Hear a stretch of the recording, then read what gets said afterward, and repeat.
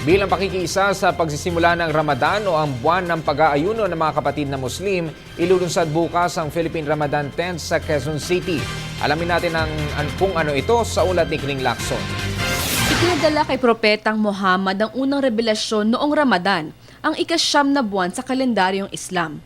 Dahil dito, itinuturing ng ating mga Muslim na kapatid ang Ramadan bilang sagradong buwan at iniobserbahan ito bilang panahon ng pag-aayuno. Kaugnay nito, ilulunsad ang kauna-unahang Philippine Ramadan Tent sa Quezon City Memorial Circle.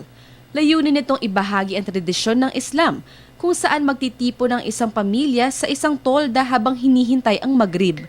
Ang Maghrib ang eksaktong oras kung saan maaari ng kumain ang mga nag-ayuno matapos ng buong araw ng bihilya.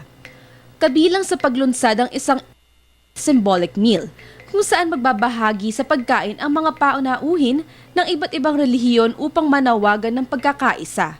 Maliban dito, magkakaroon rin ng film showings, mga lektura at pamamahagi ng mga kwento upang maintindihan ng mga bisita ang tradisyon ng Ramadan.